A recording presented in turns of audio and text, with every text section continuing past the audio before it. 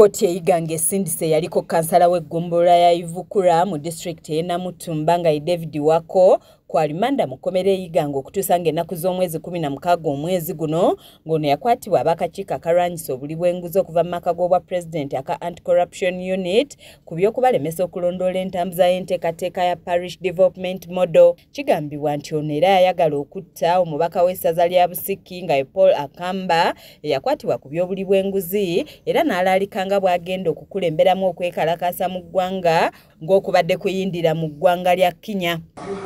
My brother? Have you understood them?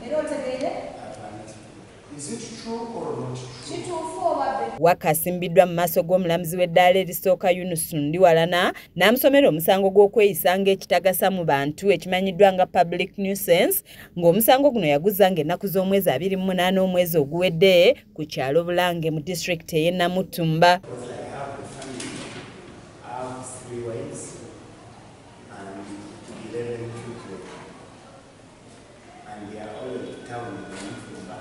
Wabula Wako yeeganye omusango guno n'asaba omulamuzi amukkirize yeeyimirire ku kakalu ka kkooti kubanga alina abakyala 3 n'abaana 11 abeetaaga okulabirirwa kyokka omulamuzi kino akigaanye n'amusindika ku alimanda mu kkomera eyiganga okutuusa nga 16 omwezi guno.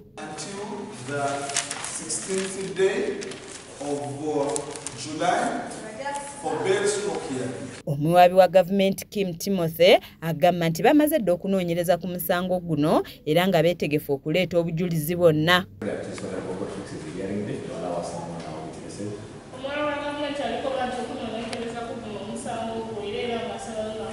Wakaziddwayo mu kaduukulu ng'awotose wakati mu kulaajana nga bw'atakolanga musango guno. The issues of Kenya, that is for it is to participate in Kenya.